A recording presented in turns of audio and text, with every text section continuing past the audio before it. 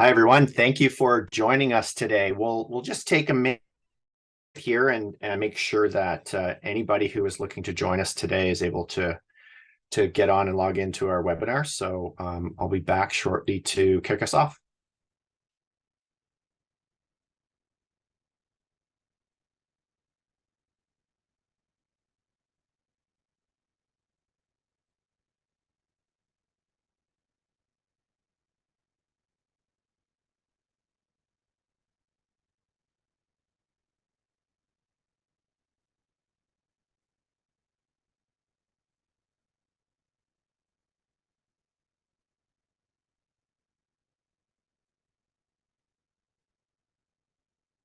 All right, I see we have some more numbers. Hopefully more are able to join quickly here. Let's get started today. So my name is Pat Vandenberg. Thank you very much for joining our Invicti webinar today. I lead our product marketing function here at Invicti, but I have about 20 years of experience in the IT security space, and many of those years in application security. So I'm excited to be able to present on this topic today and hopefully share some insights from what I've seen in application security over the years as well. So what's the topic of this webinar? The Invicti AppSec Indicator report. Now, for those of you who haven't heard about this report, this is our 9th year doing this report, and this is our spring edition, spring 2023. And the spring editions of our report are data-based. So collecting data sets from our customer behaviors, nothing confidential, personal, private information, of course. So that's the style of the spring edition. The fall edition, however, is survey-based. So that's a market survey. And, in both of those reports, we try to derive insights that we can share with you. So keep an eye out in the fall when our fall edition comes. But looking at today's news here, the Invicti AppSec Indicator report, spring edition. And our theme we see in our title, scan more, fix more, and reduce the risk. Now, that might be evident for some. And if not, if I've done my job right, hopefully in 20 or 30 minutes, it's going to be clear why we chose that as our title today. So let's get started. Oh, one other thing. This might be the first time you're seeing a new brand from Invicti here. So you're seeing a lot of purple, you're seeing some indications of blue and red. Now, why did we rebrand? Why are we seeing those colors? If you're not familiar, Invicti is really a combination of two longstanding application security companies, Acunetics and NetSparker, which had blue and red branding, as a matter of fact. So Invicti is really the merger of these two portfolios and teams bringing these capabilities to the market. Hence the branding color predominantly being purple. So if you see Invicti, now you know Acunetics and NetSparker have joined to form Invicti. So without further ado, let's get into the Invicti AppSec Indicator report. Now, this year's report, I mentioned, this is data-based. And where did we get that data from? 1.7 million scans that customers performed over in 2022. And that was from over 1,700 customers. So we've got a significantly expanded data set this year, which is pretty exciting for us. And, what did we see? Well, from this year, we looked into scanning trends, vulnerability trends. We have some industry perspectives and some insights where we've tried to bring this all together in this year's report. So in this deck, I'm not going to go through every detail that's in the report. That's available for everybody to see. And obviously, we encourage everybody to download the report and have a look at it. But I'll try to draw out some of the key takeaways that we were able to find. So let's get into those key findings. And the first is around scanning activity. So the notable takeaway that we saw is that scanning frequency is increasing. And our data point here is average monthly scans per customer. And we saw for 2019, over the 4-year period, 2019 to 2022, a 50% increase in average monthly scans per customer. So that's a notable increase, and it's a consistent increase year over year. In the past year, we also saw a 13% increase. So this is great. to see scanning activity. We're seeing these behavioral trends. Now, our industry, as we know, there's a lot of smart people, a lot of critical thinkers and problem solvers. So some of you might be saying, well, wait a minute, that's just, customer growth or customer expansion, scanning more. And actually, yes, both of those are true. And that's not a bad thing that customers are expanding and they're scanning over their attack surface. That's an important data point.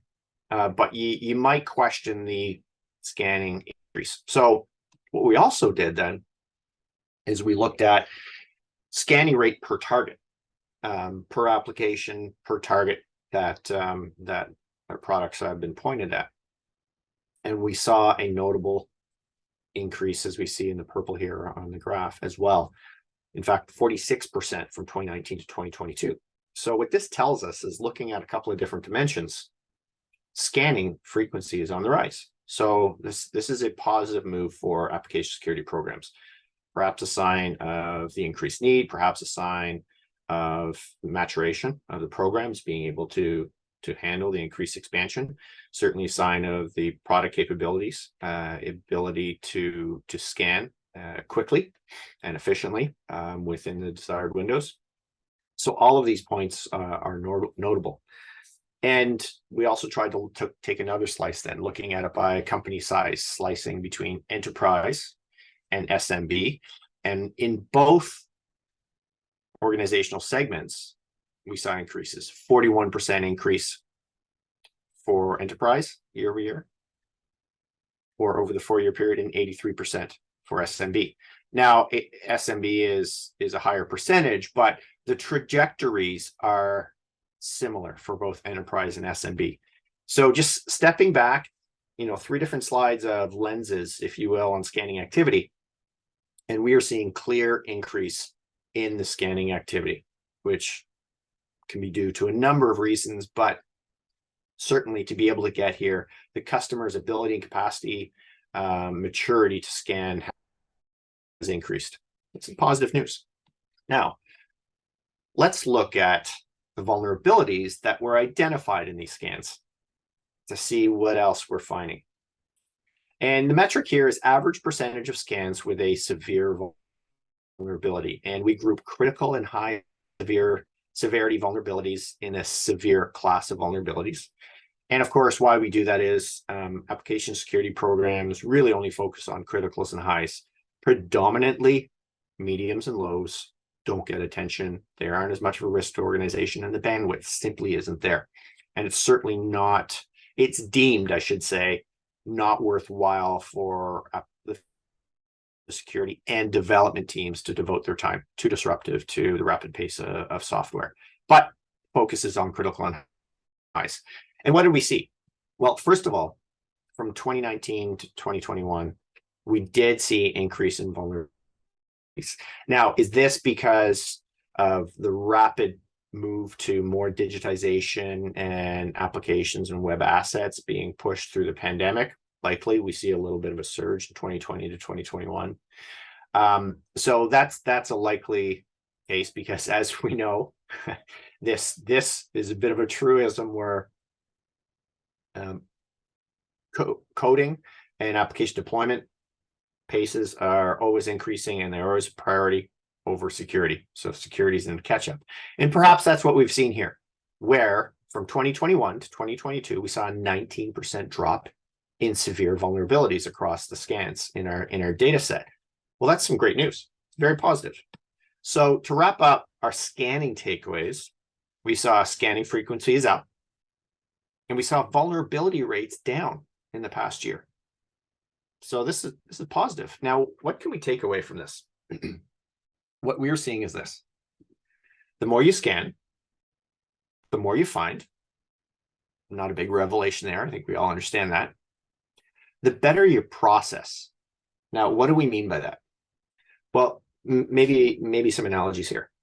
If an athlete wants to adopt or improve a skill, they will practice, and they will go through repetition to do that. So the more reps they have, the better they get, by and large. Another example, if you have a new assembly line worker, well, the first while that they're on that line, they're not going to be as proficient or efficient as they would be weeks, months, or maybe years later. So the idea here is that the more you do something, the better you get. And the same is true here. If a developer happens to run into any particular vulnerability, pick one, remote code execution, SQL injection, whatever the case might be. If they see that vulnerability multiple times over a period of time, I don't know, let's say 5 instances over 2 or 3 weeks, they're going to, one, learn about that vulnerability and learn how to correct it. And they're likely going to learn that they don't want to have to see it and remediate this issue anymore. So they're going to get better at the application security process, specifically that vulnerability they're seeing. So the idea here is that developers get better over time. The more time or brain power they're spending on application security. Now, it might not be a huge amount of brain power because the priority always is and will continue to be functionality. But as they get these repetitions, they get smarter about it. Additionally, the collaboration between the application security team and the development team improves over time. This is the process of maturity. So the more you scan, the more you find, the better your processes become due to the repetitions here. And the better your risk reduction, because those vulnerabilities trend down over time. Now this flow, this progression, probably not a surprise to many. Hopefully it's logical and we can all see this. So there's some truth to this. We all generally understand it. What's new, though, is that there's data here to actually support this, meaning scan more so that find more, so that you can fix more, and you're going to reduce your risk. That's a key takeaway that we've seen in this year's data set, and it's included in the report. So let's get into a vulnerability deep dive. I'm just going to share high level a couple of examples that we've selected 6 severe vulnerabilities to profile in this year's report in a deep dive fashion. And the main data set at a 50,000 foot view, as we look at the average percentage of scans that identified a vulnerability, we see a couple of main takeaways here. So obviously, the breakdown by critical, high, medium, and low severity vulnerabilities. And we see, as I mentioned earlier, predominantly medium and low vulnerabilities don't receive attention from our application security programs. But criticals and highs do. We see a lower prevalence, that's good. But unfortunately, we do see a prevalence and we want these to trend down. And fortunately, as we saw in the summary stat a couple of slides ago, we do see a downtick in both critical and high vulnerabilities from 2021 to 2022. That was a 19% combined downtick, which is great news. That's a positive. Now, call out a couple of examples and vulnerabilities here. First one we thought that that might be worth sharing is remote code execution. I should say sharing in this webinar. They're all in the report. But remote code execution, critical vulnerability, it's in a severe class. And we look at the percentage of scans. From 2021 to 2022, we saw a 40% increase. So that's a notable jump, worth calling out. But at the same time, we look at this statistically speaking, and these are very low prevalence rates. And in general, if somebody saw these rates, they'd be pretty happy about it. The issue is that it's a critical vulnerability. So we can't be satisfied with these vulnerability rates continue to show up. So on one hand, it's okay, this is really low prevalence. Why do we bother? Shouldn't be concerned. On the other hand, it's critical vulnerability. So you really don't want that. You don't want your assets, brand reputation, business at risk compromised due to a critical vulnerability. And we've seen increased exploitation with Log4Shell, Log4j issue. And we're not going to get into that in the report. I think we all know enough there. But that's an RCE vulnerability. National Vulnerability Database has seen increasing percentages of RCE CVEs. And perhaps this is a correlation with the pandemic, where this increased digitization, virtual systems. So, this vulnerability has started to continue to show up. Either way, we feel it's our responsibility to share on this data that look, we are seeing the RCE vulnerability. Important to note. And the other thing here that's noteworthy, even though they're at low prevalence levels, there is a steady increase year over year over year over year from 2019 through 2022. So we'd ideally want to see this contained and the increases stop going forward, but it's worth noting. Now, let's step forward to another vulnerability we called out, and that's cross-site scripting. And this one is more of a positive story, where we've seen a 12% decrease from 2021 to 2022. But more than that, it's a steady decrease in the prevalence of cross-site scripting vulnerability from 2019 through to last year. And this is probably attributable to modern single-page applications using JavaScript, that they're using frameworks like React and Angular, and they've got guardrails for vulnerabilities like cross-site scripting. So as these frameworks are more broadly adopted, we're seeing a reduction in cross-site scripting. So that's a positive news for the industry overall.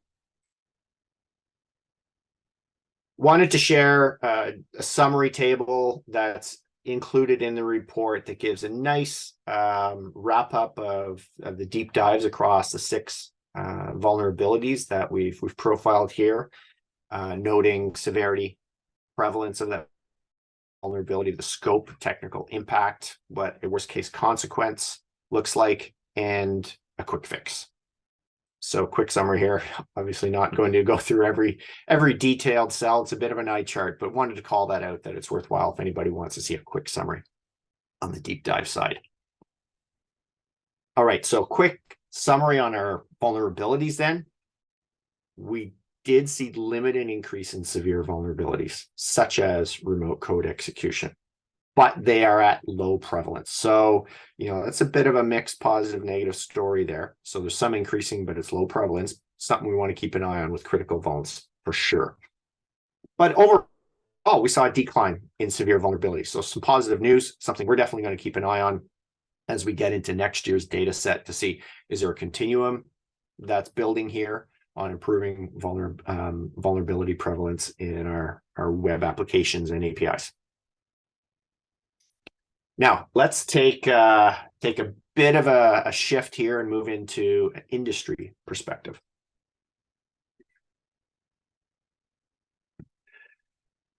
At a high level, we saw some interesting trends or patterns, if you will, for the industries. Now, the first off is that we saw about half of the major industry groupings showing steady increasing scanning rates.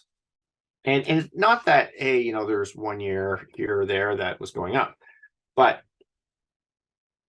year over year over year, steady increases every year from 2019 through 2022. And that's across industries like communications, consumer goods, energy and utilities, healthcare, retail, technology, transportation.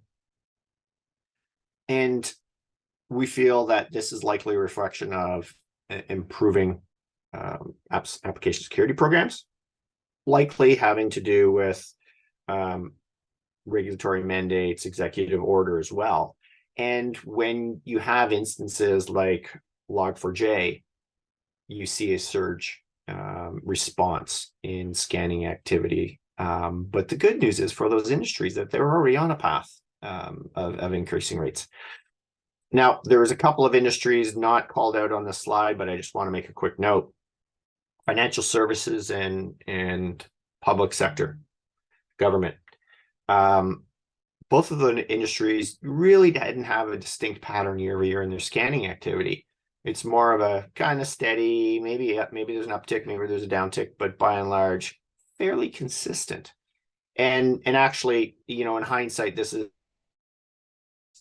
probably expected, because as we've known for a long time in not just application security, but any security segment, financial services and government, particularly federal governments, lean into security programs because of their risk exposure and how heavily they have been targeted.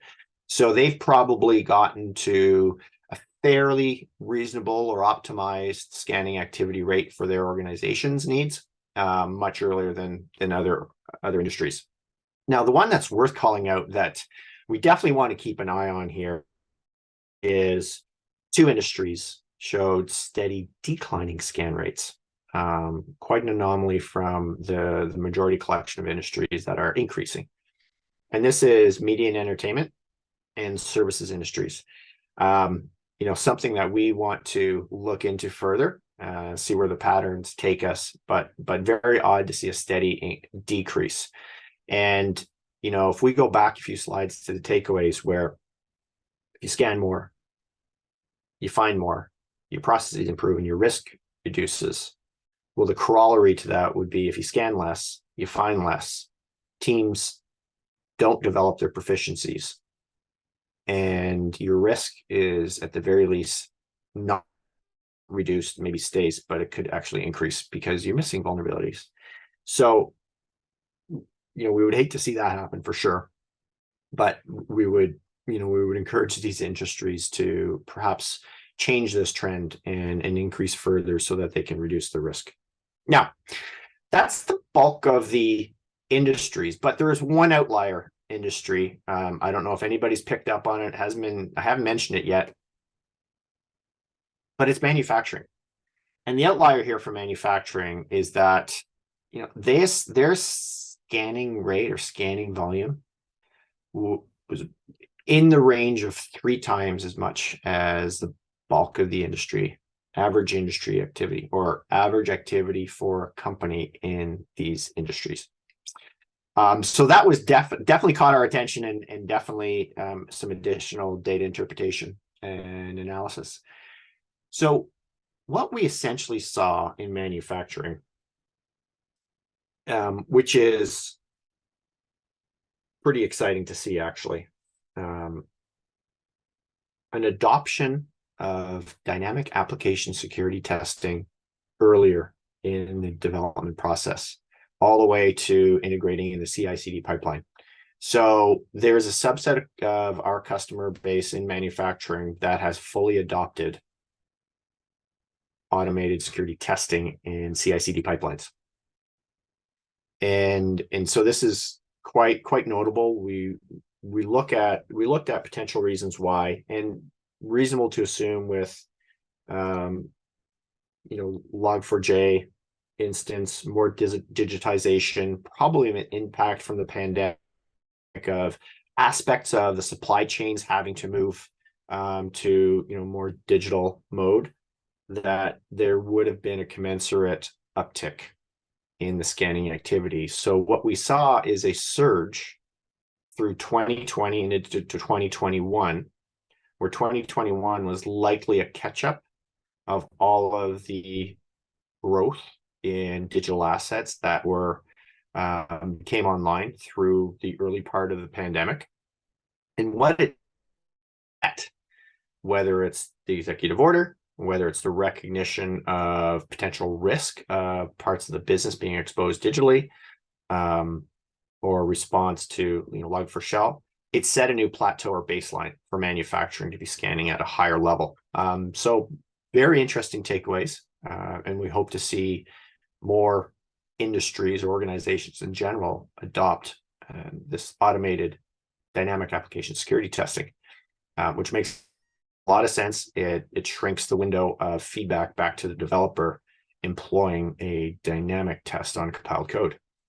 So I think in principle, we all know this, but seeing more organizations adopt it is definitely a positive side. So now we get to our last section here, and wanted to share some reflection, insights on our findings. And for that, we look back on really the history of application security, have a look at how we got here, which might understand what we're doing today and where we might be going in the future. And just to take this at a high level, really generalizing the time periods. This isn't, year by year, month by month, but as we saw general shifts from decade to decade to decade. In the 2000s, And when I was working in application security, we're working with customers and we were seeing what they were doing. It was really about, look, we've got a subset of companies recognized that they needed to adopt security testing for their applications because there was some exposure risk. And really at the time it was scan it and deploy it and we're good. I mean, that was a major step forward for most organizations anyways. So, the idea of just scanning it and getting it done, great. But that was the extent of it by and large. And that evolved to, we see with PCI compliance, Sarbanes-Oxley, that there's compliance requirements, mandates that were emerging. And we went to a place where, maybe for an initial set of first movers, they recognize security risk or security as a driver, testing web applications, to more of a compliance driver. And in the early periods, it might have been once a year scan, maybe as much as quarterly scans, depending on the industry. But you saw, kind of the first upticks in frequency of dynamic application security testing that were emerging. Now, through the 2000s and even into last decade of the 2010s, one of the predominant challenges here was having a application security program specifically telling a completely separate group development that they needed to do their job differently. So as you might know, and as you can imagine, that created some friction. And it took some time for this understanding. Still a point of friction today. You might argue, I'll get to this in a minute, you might argue to a lower extent or to a higher extent, but it created some initial friction. And really what was also happening in the 2010s is we started to see some white box methodologies emerge. So static analysis security testing, where developers could actually test their code. Now, there's no overlapping Venn diagram of vulnerabilities covered in white box and black box, or SAST versus DAST application security testing. Used both as the best, but predominantly in the 2010s, there was an adoption and a surge by the development organization to look at testing methods that were more congruent with how they work day to day, i.e. SAST. Also, software composition analysis, the need for SBOM. So that's been emerging over the past half a decade as well. So what was actually happening there is the development organization recognizing that there was value and need to look at these white box methods in SAST, or looking at code, software composition analysis, a better understanding of software security. This actually helped DAST, even though there was probably the volume in the conversation was a little louder around, SAST and SEA in the past little while. What was also happening in the industry, though, is a few things. In the past half a decade or so, we've seen a massive cloud adoption, right? And I think, we're about half of all organizations. I think this is an IDC stat. Half of all organizations, maybe 51%, have made the digital transformation. So there's still a lot of ways to go here, but we've seen a surge in cloud adoption, and with that, we've seen a functionality surge in cloud native applications and application development, which means it's more rapid than ever in the creation of the apps and the functionality, but the updates that need to happen. So the cycle times and the time that developers have on these apps is much, much shorter. And additionally, there's testing mandates, compliance mandates, executive order around this. So, the pressure to test applications from a security perspective is greater than ever, yet the pressure for developers to push functionality out is also greater than ever. So we're back to this point of, hey, there's more friction emerging the further this testing is happening from developers working on their code. So, but we've also had improvement in the development organization recognizing the need to do this, and great improvement in the integration of security testing in the development tools of today, modern dev tools. And DAST is no exception here. So what we're seeing is the beginning of continuous and automated security testing. And And if I draw a couple of comparisons in the broader IT security space, if you look at EDR, it's progressed from just endpoint protection to endpoint detection response to extended detection response. So we have this in endpoint, we have this continuous monitoring and update capability. If you look at security operations, started with log collection, SIMs, getting much more intelligent on the data with security intelligence. Now we're looking at faster, more comprehensive cloud-based data platforms, collecting all of this data and information to provide security operations, continuous updates on threat activity. Well, what's the equivalent for application security? To get to a point of quote unquote monitoring application security, we want to have continuous and automated scanning to shorten that window of potential exposure to know what's happening as we see application updates at a greater pace than ever, dynamic updates. So tooling that can support broad production scanning or automated scanning in the development pipeline closer to the developers to support the rapid pace of code and application deployment today is a critical requirement. And we are starting to see this in the set of our customer base, where they're starting to adopt this, as I mentioned, specifically, but not limited to manufacturing. So what does this all mean for DAST? We're seeing it means a couple of things. Now, I'm going to use this term shift left, fully recognizing that many will see the infinity loop as more representative for the development lifecycle and collaboration of tooling and people that are all involved in that lifecycle. Fully understand that. But to simplify it down and just look at it from a DAST perspective right now, there for a long time, as I alluded to in the past slide, DAST has been looked at as kind of production scanning or later stage or right of the spectrum. But what we're seeing with mature application security programs is an adoption of dynamic application security testing into the CI/CD pipeline so that they can achieve automated testing there and shrink the window of a developer or development learning about these potential issues in the compiled state of an application to get the fix happening quicker and support rapid deployment. So we are seeing DAST shifting further left. Additionally, we're seeing DAST shifting right. And you might think, well, wait a minute, how can you get any more right than production scan? And I see the point there. But from the previous slide, you might recall, the quote unquote right state was a single scan in the 2000s. We're at a point now where we are heavily scanning in production at an automated and continuous rate due to the nature and the rapid pace of deployment of applications and updates. So we're looking at shifting more right than ever, essentially. To achieve this automated continuous scanning state in production.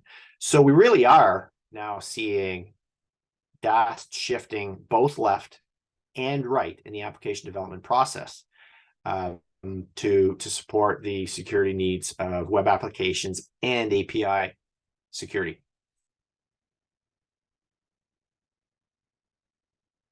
So to wrap us all up here today, there's one thing I want to remind everybody. Application security can achieve continuous security, but you need to scan more.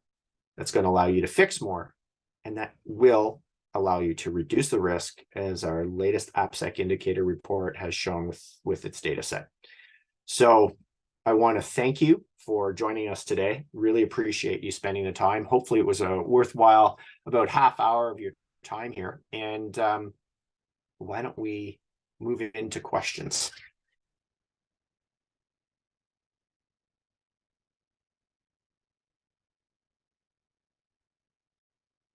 Okay.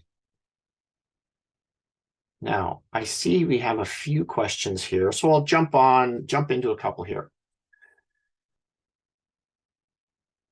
If there's one thing we should be doing differently What does Invicti recommend?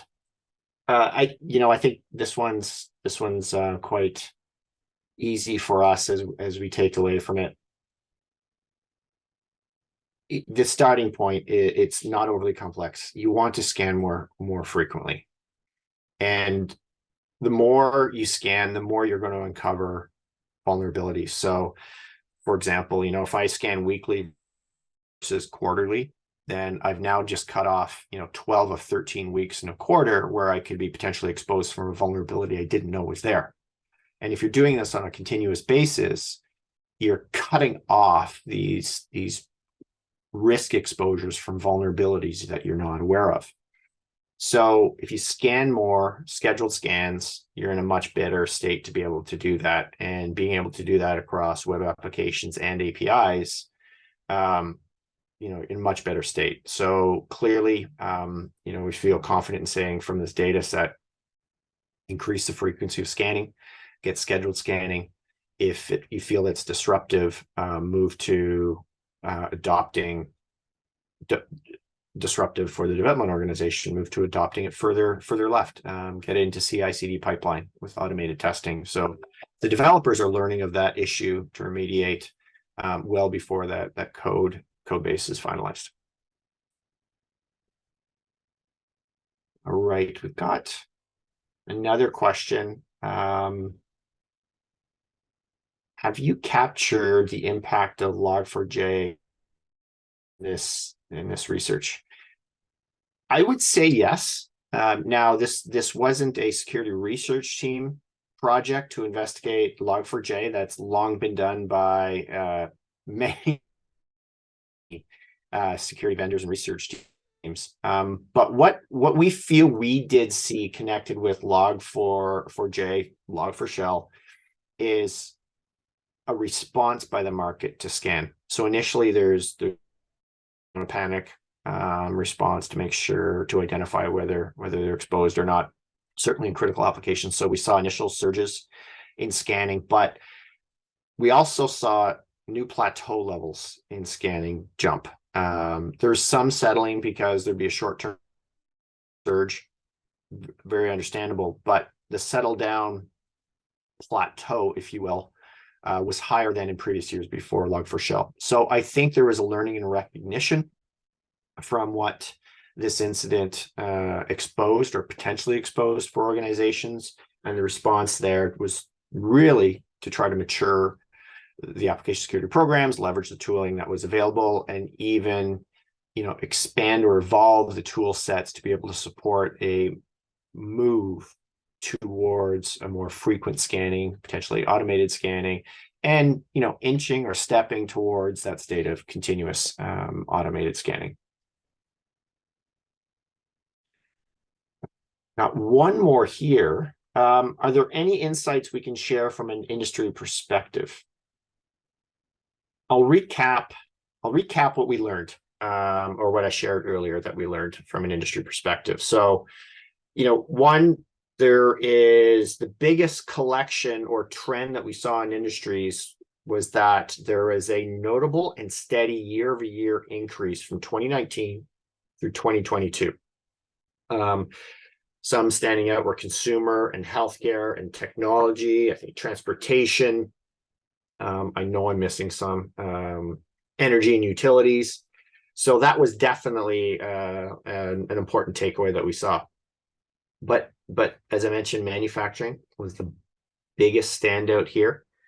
Again, likely connected with Log4j impact, potential impact from the pandemic and the dynamics that were occurring in manufacturing supply chains, moving to more digital capabilities across the supply chain, and a recognized security risk as a result of that. So there was definitely a surge forward as a result, an increased level of scanning, as I mentioned.